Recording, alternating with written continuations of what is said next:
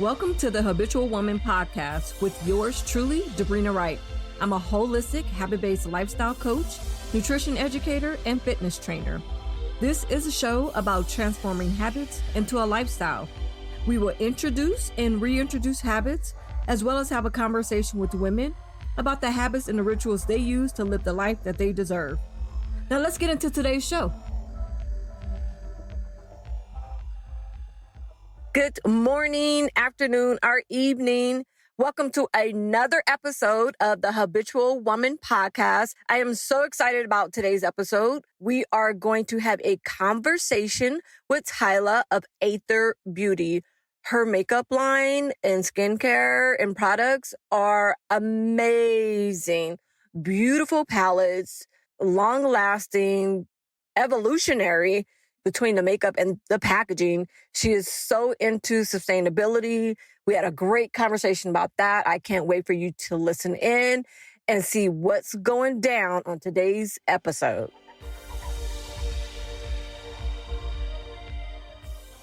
So, Tiila, thank you for coming on the show, the Habitual Woman podcast. I am so excited to have you here. Your brand, Athr Beauty, is phenomenal. Absolutely love it. Thank you for existing. Little information on how I even came across you is I was looking for information. So I myself don't wear makeup. I wear lip balm. Like that's my thing. Like facial moisturizer with sunscreen and lip balm. That's my daily go-to. But I do like to be more polished. I want to have a little fun, especially even just on a more daily basis. Especially now with the mask, I want to still be able to have a little fun and personality. And so I reached out to one of my friends, Rebecca, who's a clean beauty artist as well as a life coach, Rebecca Cassiano. And I was like, yo, I need some makeup. Like, what brands do you suggest? She suggested your brand. And like, I immediately fell in love, went to it. The colors are phenomenal. Again, like I said before, and I love the fact that they're infused with crystals because that's totally my thing. So I love that. Your color palettes are amazing. And so I think I even went kind of back and forth with you a little bit on help of trying to pick a color palette for both palettes of eyeshadows that I've now purchased from you. So I do like that. And you're a West Coast. So I always kind of gravitate to those and, you know, want to support the women in my neck of the woods. I love you all, but yeah. You know, Cali's just my home. So that's how I came across you and love everything that you're doing. Your aesthetics and everything is gorgeous. Can you share with the audience some information about yourself and how this all came about? Sure. Well, first off, thanks so much for having me and for such a beautiful introduction. So I used to be the head of product development at Sephora for over 7 years, in charge of their private label brand, Sephora Collection, and then all of their makeup collaborations. And basically, I just started to have a disconnect with formulating conventional cosmetics and sort of living like a wellness lifestyle. So I've been a vegetarian for over 27 years. I worked as an organic cook in college. I was pronouncing quinoa correctly before anyone knew what the heck it was in this country. I even got an organic couch made because I'm terrified of fire retardants. So I just really wanted an opportunity to do better. And so at Sephora, they were sort of putting together their sustainability team. And I actually volunteered there on top of my day-to-day role and became their head of research and development for sustainability, which is how I really sort of started getting really into the ins and outs of sourcing ingredients and packaging and everything that is related to a product life cycle. And then at the same time, Sephora was ideating their clean category. And the buyers brought me in because they knew how obsessed with clean makeup I was when all these brands were coming to Sephora as options for them to bring in. And I was sitting there in these meetings and I had never been so bored at meetings at Sephora because I am a Sephora girl. I love makeup. I love color. I like playing. for me, I have a fine art background. So it's just like an extension of like playing in color and expression. And, these formulas that were being presented were about 10 years behind the conventional beauty space. And I knew I could formulate better. And I was also a young mother at the time. And, I was buying all these clean makeup brands and getting really pissed off that I was spending all this money doing my makeup. And then 2 hours later, it would be gone off my face. And as like a working mom that was doing a million things, I was like, you gotta be freaking kidding me. Like, nothing really works. And so I just started thinking about it. I was like, a lot of these founders don't come from the beauty space. They come because they get pregnant, they have a skin problem, and they start, researching the space and ingredients and peeling away the onion, so to speak. And they launch these brands, which is all great and good. But I have 7 years of actual product development experience, the ins and outs, knowing who to work with, knowing what the Sephora client wants, which is very different from, the Credo Beauty natural sort of looking client. And in my opinion, everyone wants non-toxic, safe ingredients that work, but it just wasn't being offered at the time. And again, like I love Urban Decay, I love Fenty, I love Pat McGrath, like Natasha Denona, like really bold, expressionist brands. And it was just not there for me in the space. And I was like, I think I could do this. And I sort of naively put down pen to paper, thinking, how much money it could cost sort of on a shoestring budget. And I was very off. But it was enough of a mental boost to make me want to do it. So I left my job in April 2018, and I launched the brand in June the same year on the summer solstice. I was the only employee for a very long time, for about a year and a half. So I did everything from product development to graphic design to the website to literally social media and talking to clients and every single little thing for a long time. And, people always think I'm much bigger than I am in the brand. I now have 2 employees. So, slowly growing, but, people see your brand in these retailers and they think, you must be sort of on fire or like rolling in money if you're at Sephora and all this sort of stuff. And they really don't understand the ins and outs and how much money it really takes to build a business. But here I am almost 3 years later. So it's been a roller coaster and I've learned so much. And it's never been anything I've ever regretted leaving my job. And it's been incredibly inspiring, just meeting so many amazing people like you who are really interested in this space and interested in sustainability and sourcing and really sort of changing the conversation in the beauty industry.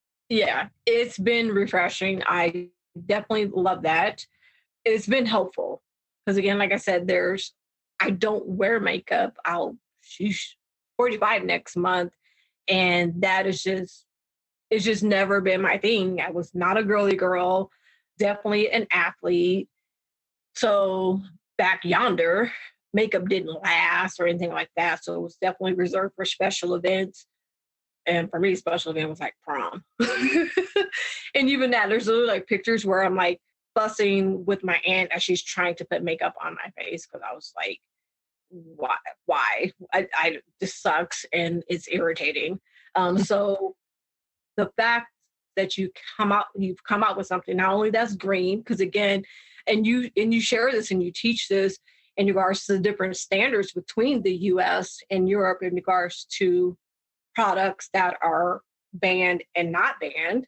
And you have taken upon yourself, I think your brand is like 1,300 ingredients that are banned, that are allowed in the US.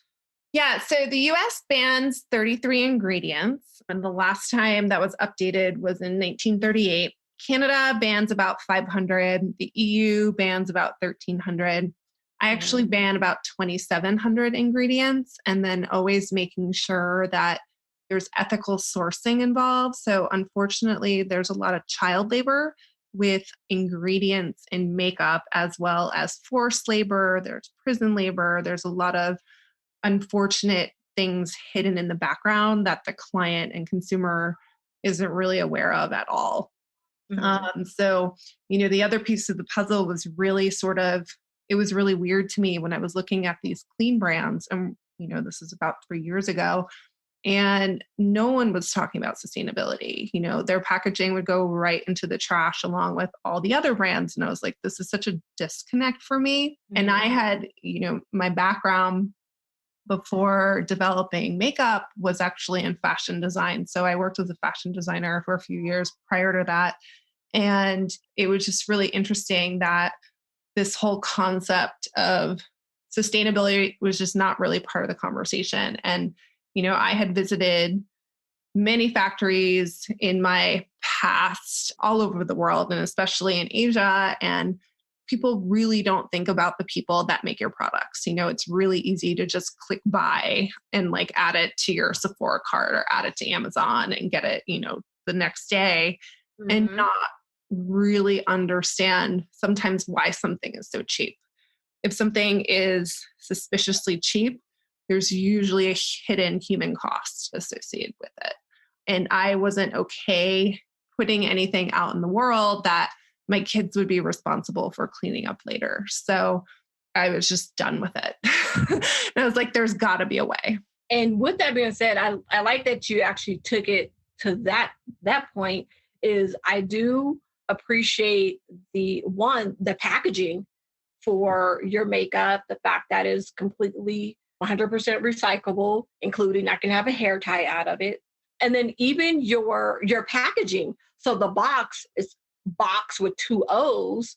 Can you tell us a little bit about what that is and how and why you chose that? Because I do think that's important. Yes, the makeup, the brand and everything. But like you're even saying, you have gone above and beyond. I mean, hello, the person that gets an organic couch.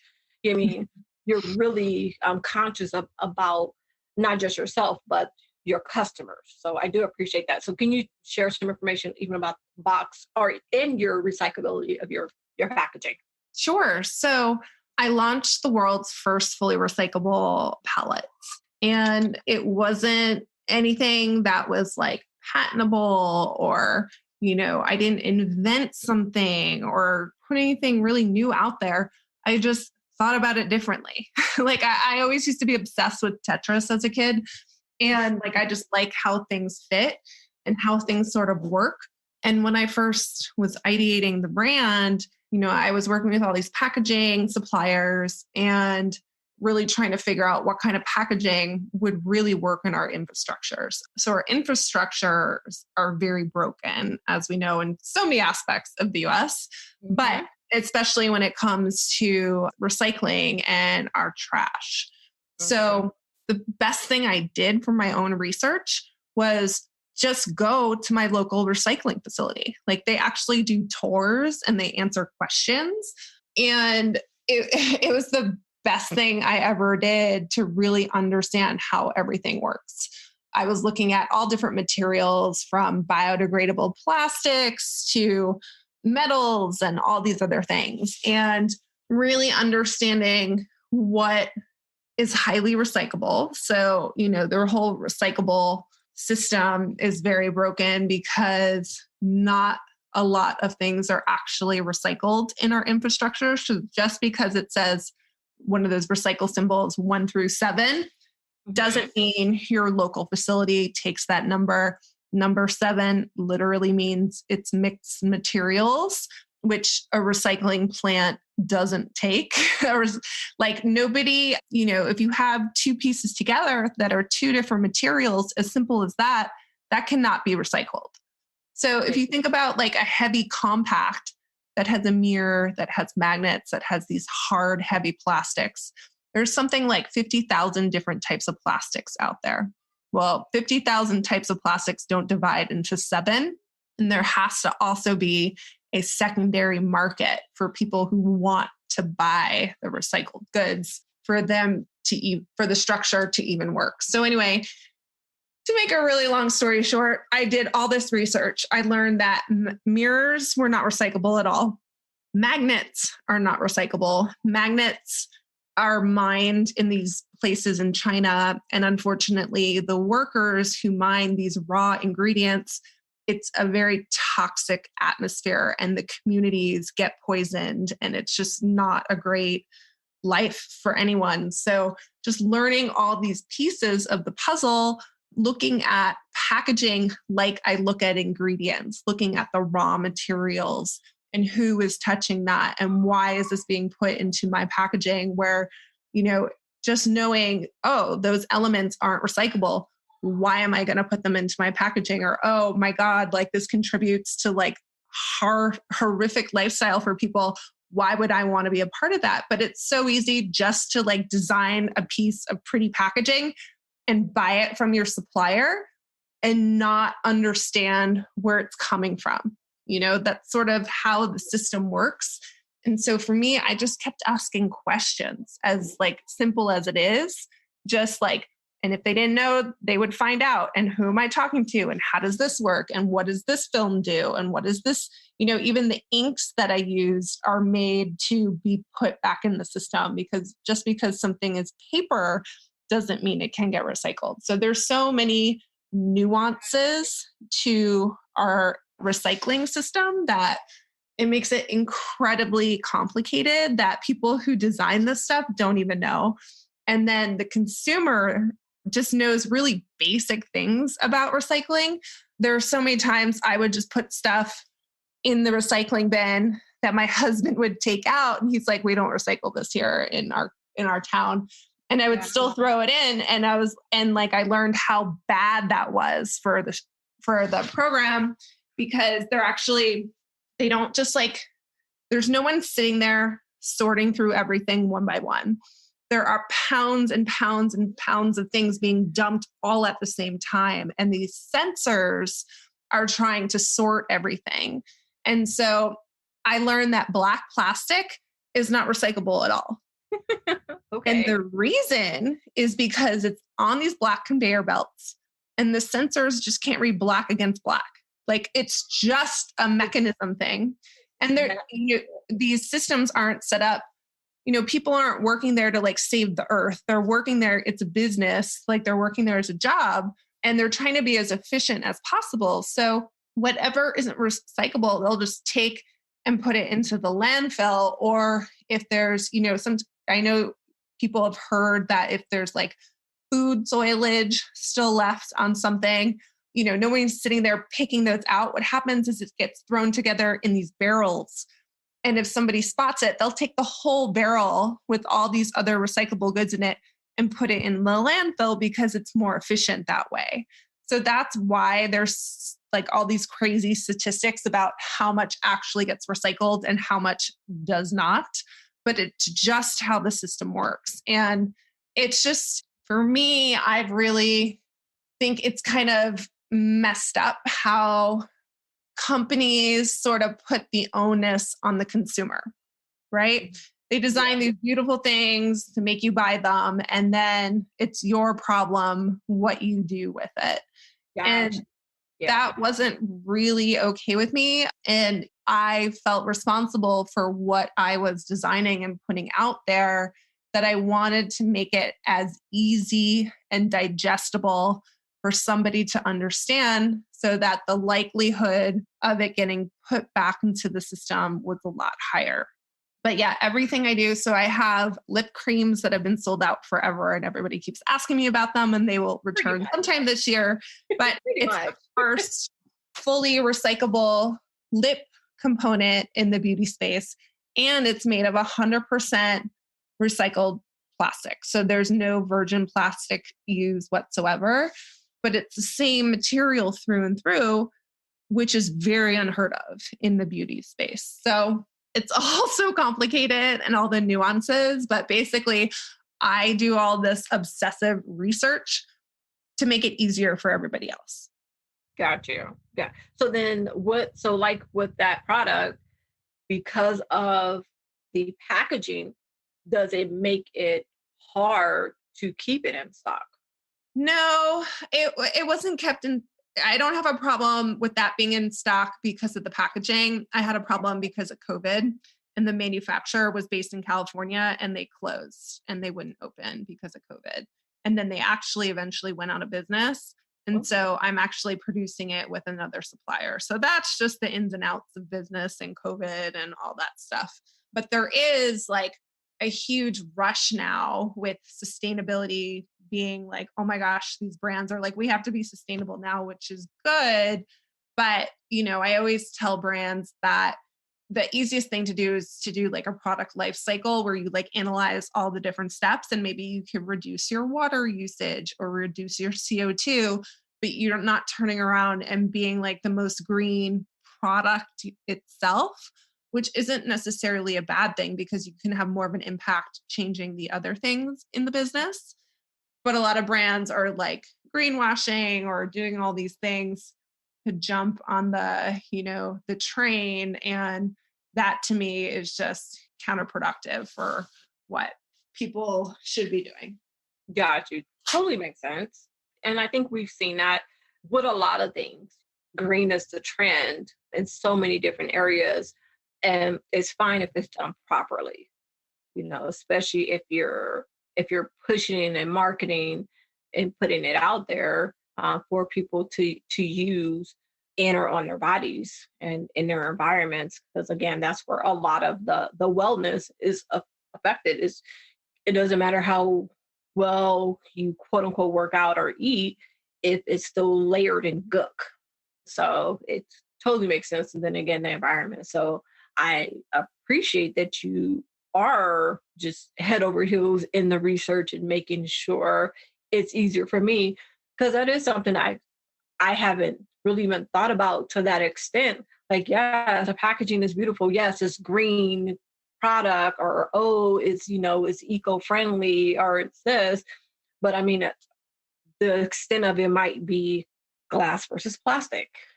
So I'm slowly learning and making the changes that do make sense and that I can keep up with as well. So those are, little things, habits and rituals and stuff that I put in place so that I can do my part. Because it'd be crazy to be like, oh yeah, I can just do this overnight. No, I can't.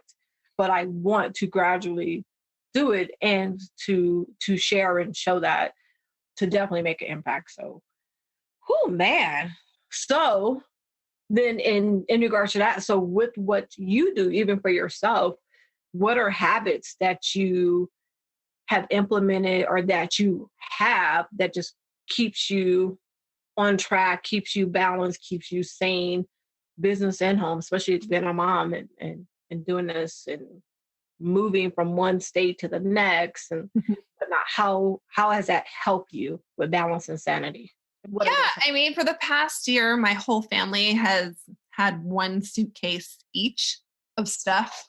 And that wasn't on purpose. That was just because we left as soon as COVID happened and we didn't know what was going to happen with that. But it's been so refreshing to just not have a bunch of stuff. And we finally settled into a place and we got our stuff that was in storage. And we downsized at the time, but now because we live with so little, we're like, we don't need half of the stuff anymore. So I do think, for me, it's been this conscious decision to buy less, but buy better. We've come into this like crazy overconsumption society, and especially in beauty and especially in makeup. Someone has a new launch every single day. Like it's just become this crazy craze for newness all the time, and how cheap something can be. And something might be a little bit more expensive, but it might last you a lot longer. And you're not constantly replenishing or constantly buying something else to replace something that broke, that you're just creating this sense of like fewer, better, and like more quality. And I've really stopped to think a lot when you need something. I just pause and try and do a little bit of research on sort of finding out, instead of just pressing Amazon Prime and getting something the next day, doing a little bit more research on where the product's made, looking at ratings and reviews, how long something lasts to make sure that I'm not buying something that's going to get tossed anytime soon.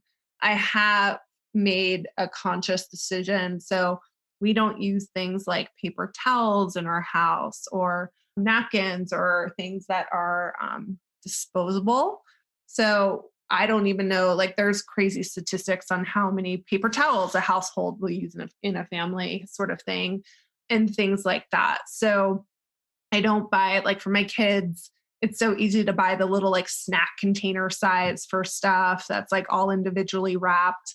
And I will consciously buy bigger bulk items. Mm-hmm. And then we have like these cute little canvas, like homemade pouches sort of thing to use, or like those silicone stasher bags. Okay. So like things that are just more reusable. So I don't use Ziploc bags. I don't use things that are just so highly disposable in my house because I'm very conscious of like what that does. Going out for coffee, I haven't done really too much in the pandemic because you can't bring your own mug anymore. So I'm like, it's not worth it. Like how much trash is made for something that's single use, or like single use water bottles, or like all that sort of stuff that's just used once. I've tried to eliminate, and I sort of started there. And I think it just makes you just more conscious of a consumer. And it also makes you like, we've saved so much money this year, like just doing that it's so easy to buy stuff that's cheap all the time. But all that stuff adds up at the end of the day. You know what I mean? Yep. That if I'm like, do I really need this? Like, let me think about it for a week, or let me see if I can find something I can use instead. Like doing stuff like that, we've saved so much money. I mean, also leaving California, we've saved so much money. So that helps. But yeah, like just using stuff longer. My clothes, when I buy stuff, I really make sure it's going to last and I'm going to use it for a while. But yeah, it's been a road. But it's interesting because like my family's on board, where my husband isn't necessarily the one who, he's not into crystals. He's not into like real wellness or anything like that, but he's definitely gotten into like better things for buying less frequently and then more conscious of like single use anything. Got you. And then that helps, because then you're teaching your kids that. How old are your kids? My son is 5 and my daughter is 7. So how do you have any particular kind of like routines or games or rituals, anything like that, to help keep them engaged or to make it just part of what they do? I don't think they know any different because they've kind of grown up with it. My daughter knows that we buy like farm produce and like organic produce. So sometimes she'll like be in a restaurant or be somewhere in someone's house. She'll be like, is this organic? And I'm like, you can't really like do that. It's okay. Like, so she's definitely absorbed things. She, they know about recycling. She reuses. She's like a little artist and she uses anything and everything that she could find to make something out of. So she's always like using whatever waste we have or anything like that. And yeah, my son is just a wild boy. He just like needs a hamster wheel every single day. So I don't think he's really conscious of anything except getting his energy out. But yeah, they like they talk about the environment. They talk about the earth. They talk about politics for their level, they like understand things that are going on that, for good or bad, you have these conversations with them. But like kids are so amazing at what they understand and how they sort of see the world that it's kind of always inspiring to have these conversations, whether they're tough or not with them, just to like, I don't believe in sheltering kids or anything like that, but they'll like definitely be part of putting stuff back. I think the hardest thing for them is like really toys, of course, because they see something on TV or like they want it the next day and like they could get it the next day on Amazon. Like that to me is really scary. And my son, we had to put a lock on our computer because he was just buying shit off Amazon like every other day. And I was like, Thomas the Train stuff would just show up. And I'm like, what the heck is this? And one of them was from the freaking UK that I like couldn't return it. Like, I was like, oh my God. So he had, you know, like it's crazy. Or you go to the store and they just see toys and they just want it. It's just, that part is interesting, but that's why I always sort of encourage creativity and like making, like they turning off all devices and like getting them to their mind. Yeah, I'm totally. I am one of those moms who like would keep like some type of paint and brushes and canvases, and it'll be like, all right, let's play. And I would literally, I had this beat up old like purple sheet, and it was like a flat sheet. And I would just throw it out in the middle of the floor, and you get one, and maybe give them a theme or just let them do whatever they want. And so like, cause we lived in a loft. And so it was their gallery. Like I made their bedroom, their art gallery. And that was something we would do. We always, you know, go outside and stuff like that. Like we're going to unplug. Like it was, I remember one time my oldest son, who will be 16 in May, but he had to be about 7 or 8 when he said this. And I remember him getting like a device. I think it was like a Game Boy or something like that. And he was like, Mommy, technology gives me life. It's like the sun. I was like, boy, unplug and go outside. You know what I mean? I was just like, life, like technology. I was like, whoo, sigh. So yeah, I totally get that. But it is trying to find that healthy balance with, hey, still like enjoy what we have and what's natural and what's given to you versus here's some technology, here's some entertainment, or, you know, here's the toys, and, you know, all the kids at school have it, which I can care less, but still. Yeah, finding that balance. But I like it because what you're saying with your kids, that's how they've known. So it really is their lifestyle. And that's what I said, like, if that's just what you do and what you've implemented, they're not going to know any different. They're going to want to go to farmer's market. I mean, they like those trips and look forward to it. So yeah, just almost more than I do. Yeah, like my favorite thing about my son is that he'll eat like anything. And like his favorite thing is sushi, but he'll eat, like he was just grabbing asparagus off my husband's plate tonight and eating his asparagus because he loves asparagus so much. And like he loves kale and he loves basically anything except for like spicy foods. But my daughter, she's very like only like white carbs, like bread and pasta, and very typical for, you know, young kids. So it depends, but I think kids are resilient too. And like kids are really good with change. So yeah, like even if you're like scared of like turning off the devices or doing something different, like they'll actually be more open to it than you might think you have to fight with it, you know? So I think sometimes parents are scared to sort of open up that can of worms because we're all freaking tired, especially during COVID. I mean, I've been with my children 24/7 for over a year and we're still here. Have they returned back to school yet or not yet? Well, it would only really be your oldest. Well, no, the 5-year-old. She is in Zoom school. And she's great. She's like a little CEO. She's totally on top of her thing. She logs in every day to like a different Zoom link with like all these crazy like passwords because of like child protection laws and blah, blah, blah. My son, we couldn't take it anymore. We put him in preschool. I was like, we just need a break. Like we were up till 2 a.m. every single day. Me and my husband, because we both work full time, you know, and like, you can't get anything done. So anyway, but they're pretty resilient and they're really great. Like they actually love crystals. They love doing yoga together. I actually do like some sound healing. So I love like these calming rituals, anything to get them to calm down. So I see your rituals are all about bring it down. Yeah, exactly. So speaking of crystals, how we're gonna, because everything you're talking about is so amazing, which I'm so glad I got to talk with you and share, because you are definitely much more than Aāthr Beauty. So I'm glad that definitely being shared and exposed. And I see like what you do and you share, but it is on brand as well with your line with the Green Beauty.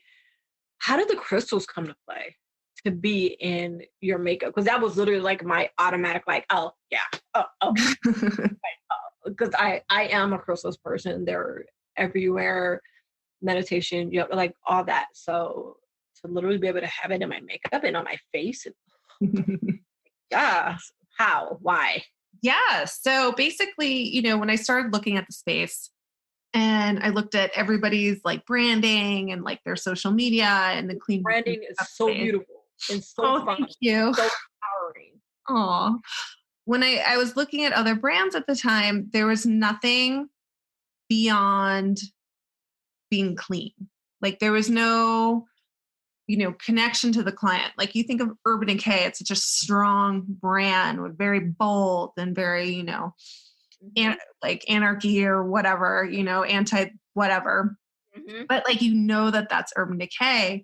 When I was going into these clean beauty retail stores, I was like trying not to look at the logo. And I'm like, these brands all look the same. You look at their social media, it's all the same. And then there's a lot of negative talk about clean beauty. You start talking about, bad ingredients and toxic ingredients. And like, there's a lot of guilt in this space talking to the consumer. We all feel guilty about things that we have bought or things that we've done. And like, I just wanted to create something that was more positive in the space and have a more positive message. Because for me, looking at all these amazing people in the world that wear makeup, makeup is so incredibly powerful and transformative.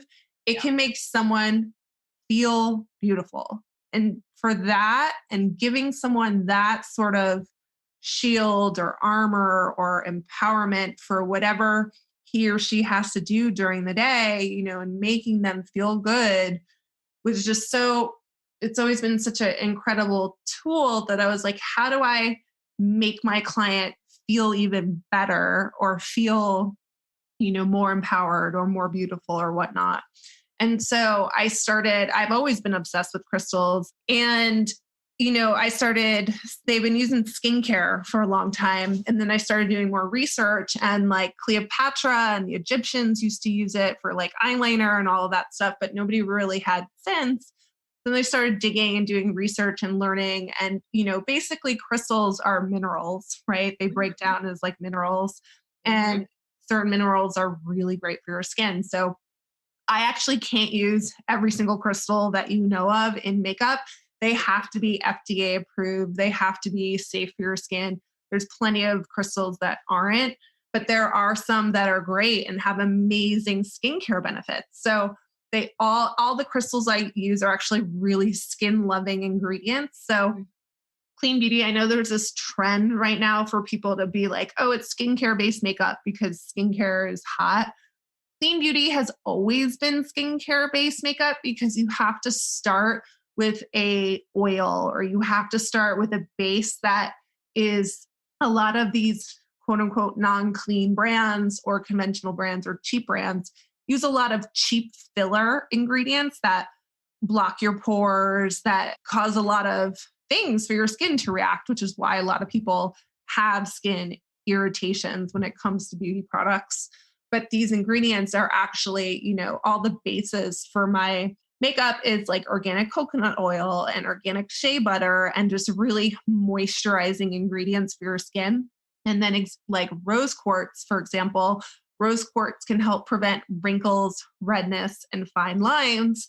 And, the older I get, I was like, great, there's even freaking wrinkles on my eyelids, So, but like to have these sort of skincare based ingredients. And then the flip side, you actually get the spiritual side of these stones, right? Yes. So rose quartz, emulating love, self-empowerment, being open to love. And those sort of messages were just so empowering to me that I wanted to create some sort of connection to the client, to empower them, to make them feel good. I mean, the whole point of makeup is to feel freaking good, right? So how can I make my client feel even better? And then I designed these beauty-inspired tarot cards that come with the products. Yes. So each one has 3 different ones that you can get. So you never know which message you're going to get. So I actually have people that's awesome. When I like help sell my brand in stores, or if I'm face to face with clients, I always let them choose their own palettes, like choosing their own crystals, because each one has a different message. So I like people to like feel the message that they want, just to be able to, make them feel better. Give them like a private, like, I don't know. When I was a kid, I always liked little free things. Like I loved, this vegetarian used to love McDonald's Happy Meals when I was like 5, because like who doesn't like a free toy? And Right. I like that like little extra thing for someone to feel good. So that's sort of how it all came together. And Athr itself is a really old word. The Greeks considered it the air the gods breathe, and Aristotle considered it the 5th element to earth, air, fire, water. So it's sort of this medieval concept of the cosmos. So it's kind of like bringing the earth and the cosmos together, especially with utilizing these crystals. So, but yeah, and Mercury retrograde hits, and I'm like putting my amethyst palette everywhere for protection. That's awesome. The most recent purchase for me was the Topaz palette. I think the one before that it wasn't amethyst. It was a larger palette. No, it was a 4 square like the Topaz. Oh, the ametrine. Yeah, that was the first one. Yeah. And Joshua Tree will probably be next. So then question. So for a person like myself who do not wear makeup, but definitely want to have fun or polish even for a day-to-day type of look, using the palettes and using like what other products of yours you suggest, and what type of morning ritual would I have if I was using your products? Yeah. So a lot of the shades can double as like blush or highlighter. So depending on the palette, you can definitely use a lot of those shades in other areas of your skin. All the shades are safe for your entire face. So you can even pop them on top of lip gloss if you want a little bit of shimmer, or if you want, you can really go to town with crazy colors with highlighter, but you can definitely utilize all the products and be more versatile. Like a lot of my blush palettes, people use as eyeshadow. So if you don't want, a ton of colors, you can utilize it that way as well. The Joshua Tree, the matte palette is really good. Because it, mattes are really easy and versatile to work with. And it's really hard to get a good clean matte that actually isn't chalky or doesn't blend well. So I've actually won a few awards for those formulas, but basically mattes are really good, especially for us older women, because it doesn't emphasize wrinkles on your skin.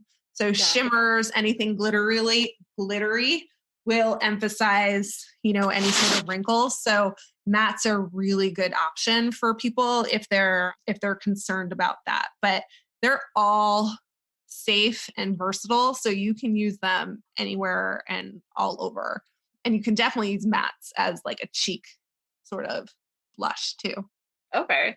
So another question, because the quality of the product and what's in it and the type of ingredients, for someone like me who likes to work out, what are your suggestions in regards to if I have on Āthr Beauty and I want to go work out?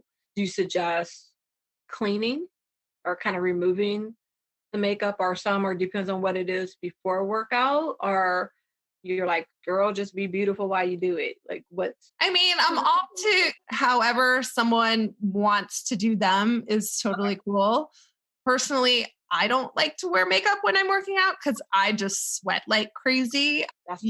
So, and I'm not doing it to impress anyone. So I don't really care about wearing makeup, but I do know people do like to wear makeup when they work out, and like to each their own. That's totally cool. The products will last through your workout. So people, like, I have reviews where like people are going crazy over the formulation, because there was one review that a woman was like, oh, I work in a kitchen and I sweat literally for 14 hours straight, and your makeup was still there at the end of the day. And, for me, efficacy is the first and foremost reason why I left my job to do this. Like I said, if I put on makeup and it's not there 2 hours later, like I will never use that product again. So I have incredibly high standards when it comes to performance. And that's why my brand is rated the highest, especially on Sephora.com, which is incredibly hard to do. Conventional makeup brands are rated like a 4.2 and my brand's rated a 4.9. And if you take my brand at a clean makeup, that category, clean makeup is a 3.8. So there's such a huge gap there. And if you look at it, the majority is disappointment with performance with these other brands. So that to me is number one. And that's why I left, to prove that you don't have to sacrifice organic ingredients, ethically sourced ingredients, sustainable packaging. Like you don't have to sacrifice what you look for performance in all of your favorite brands for going with the brand that is doing something a little bit differently. So yeah, it will definitely last. I mean, I've gone swimming with my makeup on, not that I've wanted to, but I just like forgot or whatever. And it was always still there. And I was like, oh my God, this is amazing. But at the same time, I'm like, is that good? Like, I don't know. Like on my skin, is my skin happy right now? I don't know. But they're all, like I said, are like coconut oil and shea butter are some of the best skin loving ingredients for your skin. And that's what you're really putting on. So, you can go to town if you want. So it's almost smart to wear it anyways, even if it's just for the skincare. Oh, totally. I mean, makeup should be an extension of your skincare, so a lot of people don't think about that, they do a really good skin routine and then they'll put on a bunch of makeup that they don't realize they're actually undoing a lot of the good that they just did because they have super drying ingredients. They have pore blocking ingredients. They have all these things that literally you're trying to do the opposite with your skincare. So especially your eyes are incredibly sensitive to ingredients and they're more sensitive to creating wrinkles. So if you wrinkles tell, not that wrinkles are so terrible or bad, but we're all sort of looking for the fountain of youth here. So to put products in your eyes that are literally drying out your skin is sort of counterproductive to all these great skincare rituals we all do. Yeah, and that makes sense because you go into this whole mask and cleanse and toner and then moisturizer. And then you put on 10 layers of pore blocking, acne creating, skin can't breathe type of makeup. And it's like, so why? Like why did you do that? So that totally makes sense. And I feel for me, that's one of the reasons why it has been so hard for me to wear makeup is because that type of stuff, I don't like my skin to be irritated. My skin doesn't like to be irritated. So I just don't want to go through all of that. Like I work hard with what I have, and so I don't want to just create a problem just because I feel for the sake of leveling up, I guess, my look or my beauty. I'm like, I'm fine just I am. If it's going to create extra work and issues and body off balance, it's not worth it. So again, thank you for creating what you have. So as we wrap up here, what is 3 tools that you feel that every habitual woman should have in their arsenal? It could be anything, just 3 things that you feel that you should have. Yeah, I mean, I'm such a proponent for crystals and what people, can utilize in their space. So, I mean, you could use them in so many different ways, but definitely crystals would be one of my answers. A meditation app. I love anything that's like calming, like I said, and quiet. And like quietness is like my peace. Like when I work, I don't work with music on. I can't. I just work in pure quiet. It's my happy place. And then I always like doing your own sort of ritual. And I think that's different for everybody, whether it's, taking a really nice warm bath with all different great ingredients, or putting flowers in, or essential oils, or whatever, or doing a ritual for like a full moon ritual, or anything that really helps guide yourself. I think, we don't realize how much power we have within ourselves. And there's so much negative talk in our own heads all the time, and teaching ourselves to sort of quiet that voice so we can have more clarity is, however anyone can do that. There's all different ways, but that is something I dream of and live with all the time to help. Like, I'm such a believer in manifestation. So that really, once you sort of realize all that stuff, it's very empowering. Yeah, totally. Yeah. Agree, and totally agree. It definitely makes sense.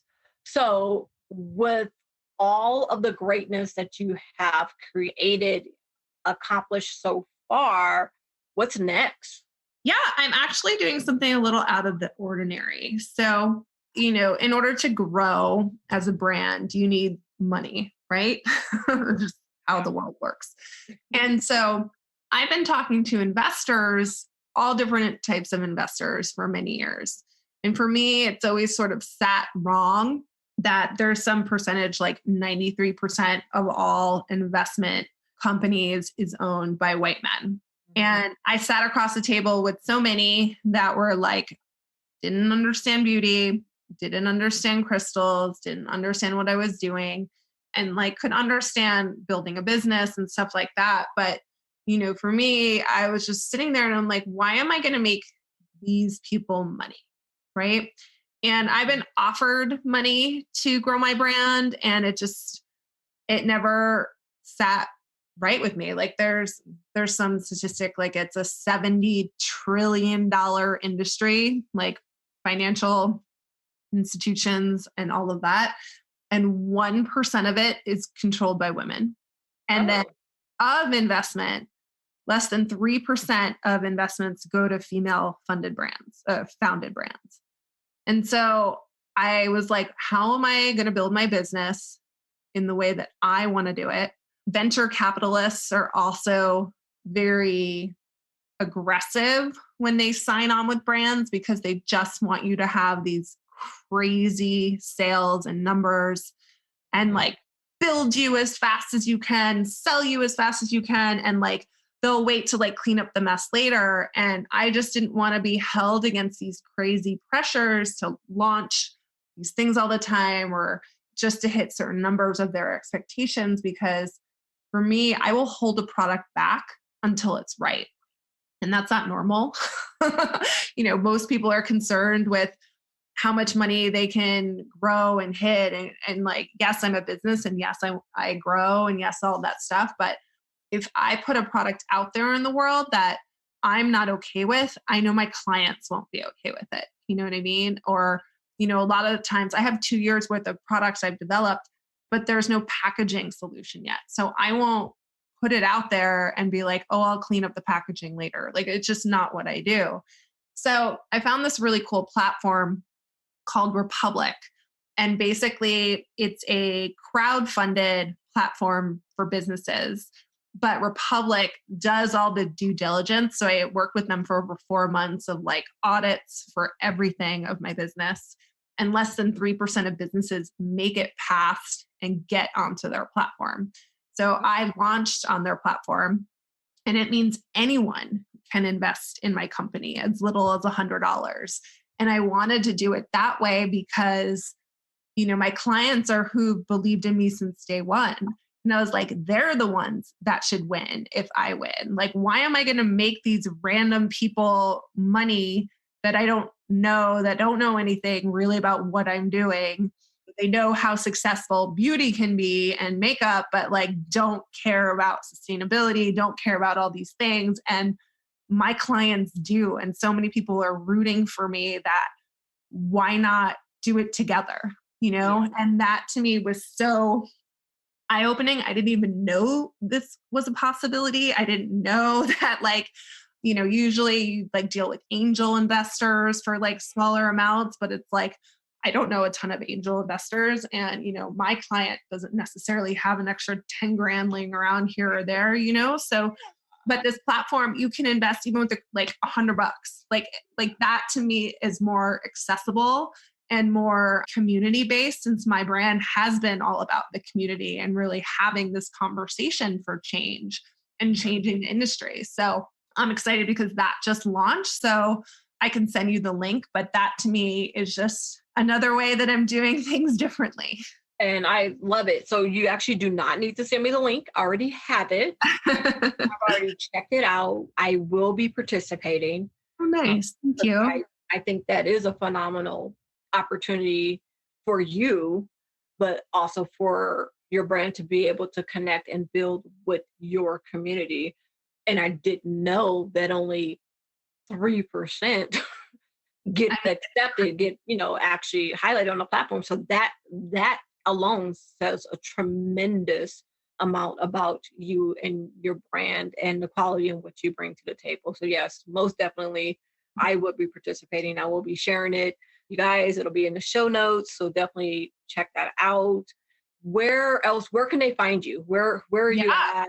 So I just went through a glow up, is what I like to say. Yes. I changed the spelling of the brand. So the brand is now Athr, still Athr, but I just launched a brand new website. So literally on Monday. So very excited. So AthrBeauty.com. It's gorgeous, as usual. I was all on it again. I'm on it all the time. And then Instagram, it's Ahthr Beauty Co. I'm on TikTok, Pinterest, YouTube, all of those fun things, but the brand is mainly on Instagram. I do have a private Facebook clean beauty group. So if people want to join that, that is available. So there are a lot of people chat in there, and there's a lot of exclusives offered in there, as well as, first opportunities for new products, that sort of fun stuff.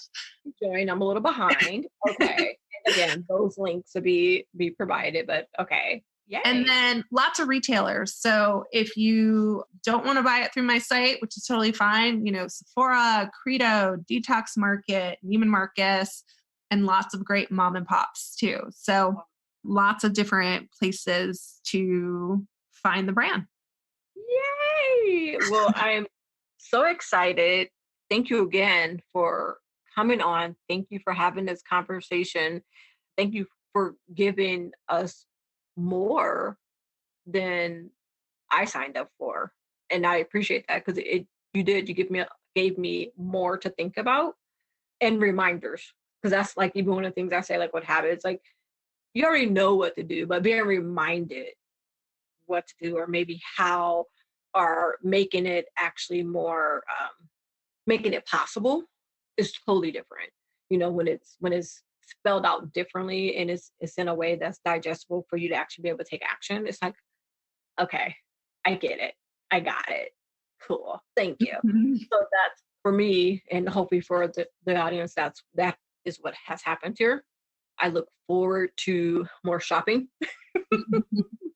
more products, and definitely seeing more from you. So again, thank you. And hopefully we can work and collab together here shortly and let them know what all Āthr Beauty is about. Sounds good. Amazing. Thanks so much for having me. No problem. Well, until next time. All right. Bye. Bye.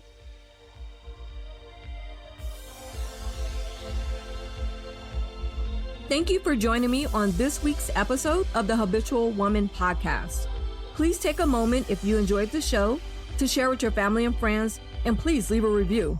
To learn more about the podcast and our community, you can go to thehabitualwomanpodcast.com. And until next time, this is Debrina Wright, your habitual coach, transforming habits into a lifestyle.